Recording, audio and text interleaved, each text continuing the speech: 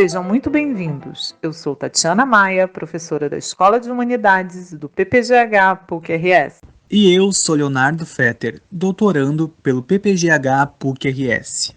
E esse é o podcast Tem Profissional da História aí? Criado para apresentar ao público em geral as múltiplas possibilidades de atuação do profissional da história, além dos acervos disponíveis para pesquisa. Você quer conhecer mais sobre o exercício da nossa profissão em instituições públicas e privadas, nas redes sociais e na vida coletiva? Então, você é o nosso convidado para ouvir diferentes experiências profissionais. Vem conosco e descubra uma sólida e desafiadora profissão. Há muitos espaços onde estamos presentes e somos importantes. Então, tem profissional da história aí?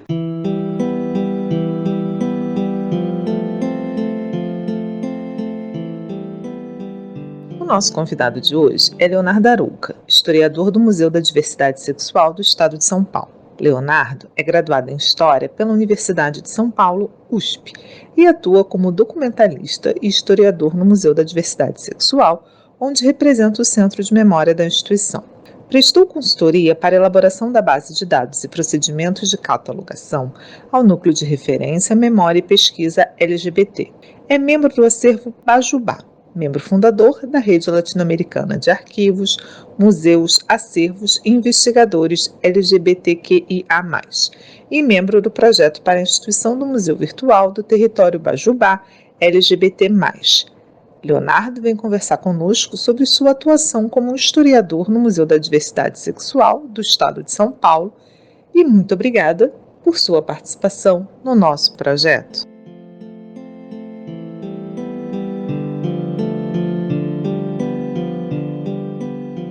Leonardo, você poderia nos falar sobre o Museu da Diversidade Sexual, sua história, seus objetivos e acervo?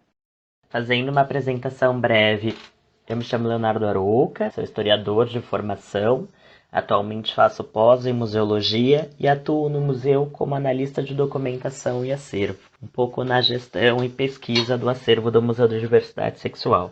Falando brevemente sobre o Museu da Diversidade Sexual é uma instituição que foi fundada em 2012, uma instituição do Estado que responde à Secretaria de Economia e Cultura Criativa do Estado de São Paulo. Sua fundação foi feita em 2012 por também uma demanda social, de diversos militantes que atuavam ali na organização da Parada do Orgulho LGBT de São Paulo, e tinham essa demanda um pouco de fundar um museu, muito também por conta do trauma causado pela epidemia da HIV/AIDS. Eles vinham, muitos dos seus amigos morrendo, a família lacrando os caixões, jogando todas as suas documentações no lixo, e sem nenhuma instituição na época para poder receber essa documentação, para poder coletar essas memórias antes que as pessoas, fossem embora. Então o museu surge muito com esse viés de fazer essa coleta dessa memória, de também salvaguardar esses acervos, mas muito também como uma resposta a essa dispersão desses arquivos, desses documentos que, continuamente é realizado, na nossa população. Então, o objetivo do museu um pouco vem nesse sentido, vem também principalmente como instrumento de educação também para a diversidade sexual, para o respeito aos direitos humanos. Então é um pouco nessa estrutura, nessa égide que o museu nasce, um pouco para trabalhar essas questões. Bom, o acervo do museu, ele é composto em sua maioria por obras que adentram no museu via exposições. Isso é muito importante de dizer, porque as exposições que o museu realiza, na verdade, também são as formas com que o museu capta o seu acervo. Então, a partir de chamamentos públicos, a partir de curadores selecionados, o museu, em geral, faz esse chamamento à comunidade para que essa comunidade, essa população LGBT apresente seus trabalhos e eles sejam expostos no museu, e parte deles acabam integrando seu acervo. O acervo do museu não é um acervo grande, o museu ele não tem sede própria, o Museu da Diversidade Sexual. Ele conta com espaço expositivo no metrô República de São Paulo, mas esse espaço é um espaço que de fato só consegue agregar as exposições e a equipe do educativo, Então ele não consegue agregar o todo do museu. Então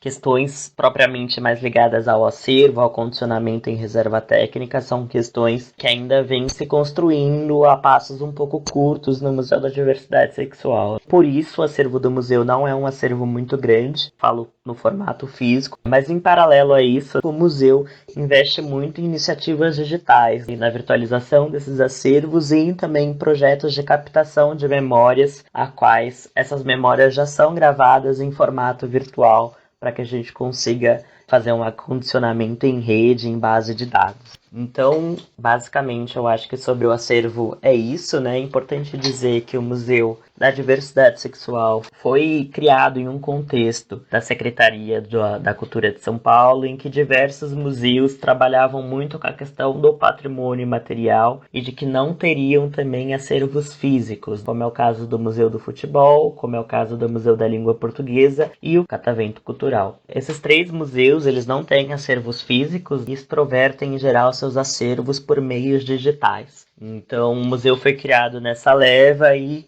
junto com a criação dessas outras instituições, um pouco ficou delegado ao museu que ele, enfim, de certa forma se assemelharia a essas outras instituições também, no sentido da gestão do seu acervo e no sentido de não pensar num primeiro momento em ter um acervo físico e investir só na virtualização de seu acervo.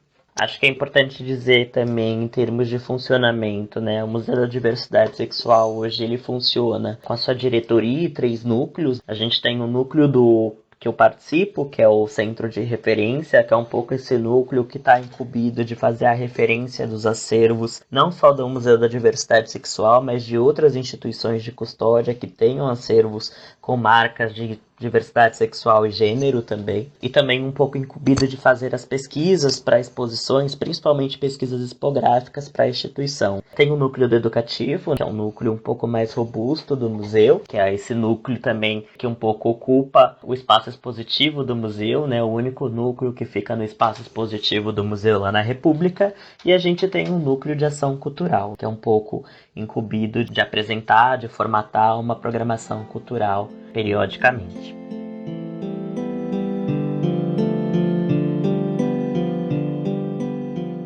Quais as funções, ações que você realiza como historiador do museu? É importante situar, né, como eu já situei na primeira questão, que hoje, mesmo tendo formação em História, eu ocupo uma vaga para a gestão do acervo e não propriamente para a pesquisa, ou propriamente uma vaga de historiador do Museu da Diversidade Sexual. Eu atuo com a gestão do acervo e, constantemente, a minha formação em História, um pouco da atividade que eu exerço, se cruza com a questão, enfim, da minha formação. Então, acho que é importante situar, eu estou no museu desde 2017, entrei no museu como estagiário, um pouco para exercer a função de referenciamento desses acervos, um pouco também para auxiliar na constituição da base de dados. E um pouco nesse processo eu fui, enfim, além de fazer esse trabalho de referenciamento, eu fui pegando outras agendas do museu que eram agendas de pesquisa. O museu não tinha nenhum pesquisador contratado no período, ainda não tem nenhum pesquisador contratado. É um pouco uma instituição que ainda esse cargo não está previsto no organograma, então a pesquisa em geral é feita um pouco por demanda, a partir de projetos. Mas por ter essa formação em História e também por pesquisar essa temática já há um tempo, né, antes de entrar no museu eu já pesquisava um pouco imprensa homossexual, né, o início da imprensa homossexual no Brasil na área de História, essas coisas se cruzaram e eu acabei pegando um pouco essa agenda de pesquisa. Então, meu trabalho como historiador, ele se dá de fato nessa frente de pesquisa e não necessariamente da gestão de acervo. A princípio, eu acho que os trabalhos de maior fôlego que eu exerci no museu como historiador foram trabalhos para as pesquisas expográficas. É muito importante falar isso, né? Porque a realização de uma pesquisa expográfica ela é muito diferente da realização de uma pesquisa acadêmica. que você trabalha com fontes muito mais áridas, você investe muito mais na sua escrita, e quando você está fazendo uma pesquisa expográfica, você precisa ali formatar uma narrativa a partir desses fragmentos que você encontra, mas uma narrativa que não seja só bem escrita, mas que ela também tenha um bom apelo visual para você compor uma expografia. Então, eu acho que é muito importante separar isso, que a pesquisa feita dentro do museu, ela é um pouco diferente da pesquisa realizada na academia. Então, eu acredito que as pesquisas que eu realizei no museu de maior fôlego foram essas pesquisas expográficas. Uma delas se iniciou em 2018, foi com a exposição Com Muito Orgulho, que era uma exposição para falar um pouco, para abordar esse fenômeno que eram as paradas do orgulho LGBT, não só na cidade de São Paulo, mas no estado, no Brasil, e dar um panorama também global sobre esse fenômeno das paradas. Me incumbi um pouco de de escrever alguns textos de cabeça junto com o diretor da instituição, Franco Reinaldo. Então, a minha primeira pesquisa foi essa, foi uma pesquisa bem curta, e a partir desse momento eu acabei propondo também para o Franco da gente realizar algumas séries por meio das redes sociais que trabalhassem um pouco essa questão do resgate da história, que, enfim, a gente de fato conseguisse construir boas narrativas em cima desses acervos que a gente estava referenciando, que a gente não só expusesse, enfim, conseguisse expor esses objetos de forma contemplativa, mas que de fato a gente conseguisse contextualizar eles em determinados espaços. Após isso, eu propus algumas séries a nível de redes sociais, como por exemplo uma série chamada 28 episódios para se orgulhar, que a gente, enfim, ia pegando vários fragmentos que entrelaçavam um pouco o acervo que o museu referenciava, e a partir deles a gente contextualizava esses objetos historicamente. Então essa foi uma função que eu acabei desempenhando, e na sequência, um outro projeto que eu realizei no campo um pouco da pesquisa em história, foi realizar a pesquisa e coordenar a pesquisa da exposição Devassos no Paraíso e Brasil Mostra Sua Cara, né? Era uma exposição de curadoria do João Silvério Trevisan, foi realizada um pouco após o lançamento da quarta edição do seu livro, Devassos no Paraíso. Então era um pouco uma exposição também que buscava homenagear e referenciar essa publicação, que também é histórica, enfim, que é super pioneira e super importante. Esse trabalho foi um trabalho de fôlego muito grande. Primeiro porque a gente está falando de um livro que parte desde o Brasil colonial para abordar até as questões dos dias atuais, passando por diversas questões, desde a sodomia, a medicina legal, a questão da repressão na ditadura, a epidemia do HIV, o orgulho com as paradas, enfim. Então foi uma pesquisa de fôlego muito grande, que ela começou, se eu não me engano, um ano antes da exposição ser lançada. Foi uma exposição que a gente percorreu diversos arquivos, e a gente, nesse processo, também conheceu e se aproximou de diversos outros arquivos também que a gente não tinha uma proximidade tão grande. Isso foi muito importante, como é o caso do arquivo Edgar Leon Roth, lá em Campinas, e que guarda um pouco esse acervo da primeira onda do movimento homossexual. A gente pôde investigar mais assiduamente o acervo Bajubá, que é um parceiro nosso e que hoje eu também faço parte da composição do acervo. Então, foi de fato uma pesquisa de fôlego, né? Eu lembro que ao final da pesquisa a gente tinha cerca de mais de 5.000 objetos reunidos, objetos que eram também fragmentos de todos esses períodos que o Devassos no Paraíso pretende abordar. Então era muita coisa que a gente acabou colhendo. E é muito importante falar isso, né? Porque o Devassos no Paraíso, ele é um pouco, de certa forma, como quase uma bíblia para quem quer buscar pela primeira vez essa história do movimento e da cultura homossexual. De fato, ele se aprofunda muito em cada período. Então, você entrava no período da HIV/AIDS, você tinha um leque imenso de materiais, de referências, de pessoas que a gente poderia colocar na publicação. Você entrava no período colonial e você tinha uma referência enorme de artigos, poucas referências materiais e visuais, né? Enfim, por questões óbvias do tempo, da dispersão desses acervos e de como também se produzia a documentação no período. Enfim, foi de fato uma pesquisa muito, muito grande, assim, uma pesquisa de fôlego enorme. O João Silvério acompanhou muito esse processo, também conseguiu traçar essa curadoria de forma genial, de forma maestral, como tudo que ele faz, né? Sou um grande fã do João Silvério. E aí acredito que foram, assim, essas as principais pesquisas que eu realizei no campo para falar de expografia, né, no museu. A gente no museu realiza muitas exposições de arte. Isso é uma questão para a gente porque essas exposições de arquivo, como foi o caso das exposições da exposição do Devassos, elas têm uma composição muito diferente das exposições de arte que a gente realiza, porque muitas vezes o curador tem sua própria equipe, tem seus próprios pesquisadores, muitas vezes é uma opção da curadoria ter menos texto também, então a gente não se debruça tanto para as pesquisas nessa exposição de arte como a gente se debruçou nessas exposições de arquivo. Mas é algo que a gente vem, enfim, amadurecendo e qualificando na instituição também. Eu acho que após o Devassos, eu já era, de certa forma, um pouco responsável pelo centro de referência no museu. E tinha uma equipe de estagiários, de bolsistas também. Então, a gente conseguiu estabelecer também algumas rotinas, não só para a gestão desse acervo, mas também para a comunicação desses acervos e para a pesquisa desses acervos. Então, a gente sempre tentou fazer mensalmente de 2 a 4 posts que levassem em conta essa questão da contextualização desses objetos, de uma investigação, mesmo que não tanto aprofundada, porque era um material para as redes sociais, mas uma investigação sobre esses objetos e que a gente conseguisse expor um pouco essa investigação nas nossas plataformas.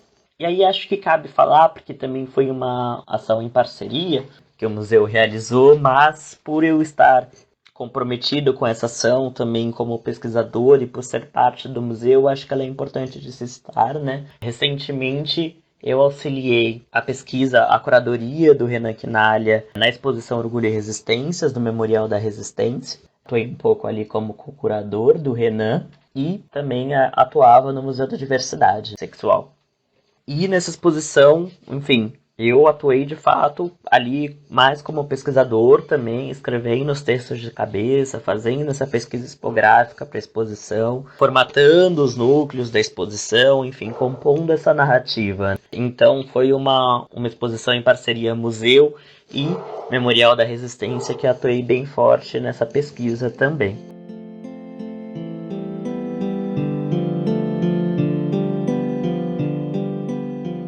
Por fim, qual a importância do museu para o ensino da história e construção da cidadania? Quais atividades pedagógicas o museu oferece ou tem projetado para oferecer?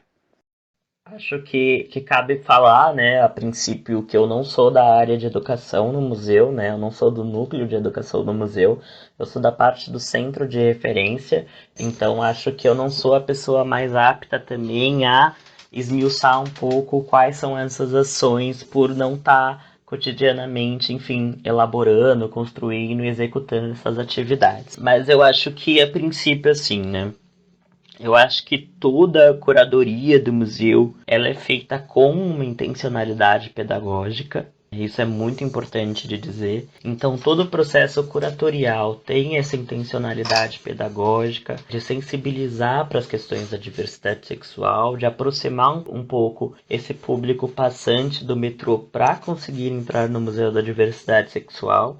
Então, acho que é importante dizer que todo o processo curatorial, todo o processo de pesquisa é também um processo, de certa forma, intencionalmente pedagógico. E isso é muito importante de se expressar, assim, de se dizer.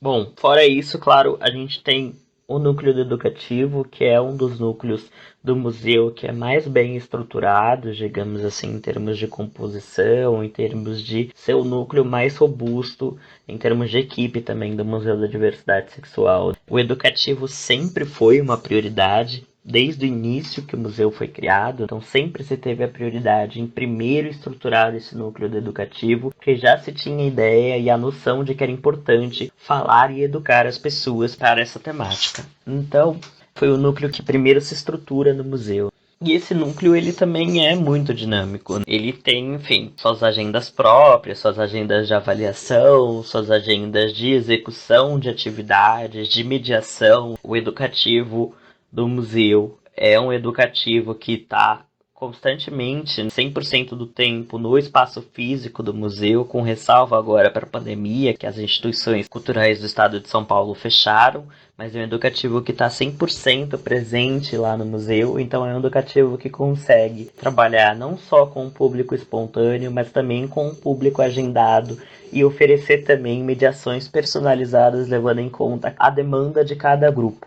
Isso é muito importante de dizer. Então, se existe, por exemplo, uma temática em específico que se queira abordar dentro da exposição ou dentro desse escopo que é a diversidade sexual, o educativo faz um trabalho de fazer uma mediação direcionada a isso. Então, as mediações são muito importantes. As mediações não acabam no educativo. A gente tem um trabalho também de sensibilizando para a diversidade, que é um trabalho em que parte da equipe do museu vai a alguma instituição cultural e realiza uma sensibilização com os funcionários dessa instituição, e é uma sensibilização também com uma intencionalidade pedagógica para promover o respeito à questão da diversidade sexual. Então isso é muito importante, é uma atividade bem importante que a gente realiza. E fora isso, a gente realiza aquelas atividades que boa parte dos museus realizam também. A gente realiza uma série de oficinas, quando cabe, a gente realiza diversas atividades também de mediação, que levam muito em conta o que está sendo exposto no museu. Enfim, tem diversas ações educativas de extroversão do acervo também que são realizadas. Então, já foram, por exemplo, propostas peças de teatro ali no espaço expositivo, levando em conta também o que estava sendo exposto. Então, acredito que essas sejam a maior parte das atividades que o núcleo educativo e que o museu como um todo realiza no que tange a questão da educação. E acredito que seja isso. Bom, queria agradecer também, pelo convite. Foi um imenso prazer poder falar com vocês aqui. Estamos juntos e para o que precisarem estaremos aqui. Um abraço.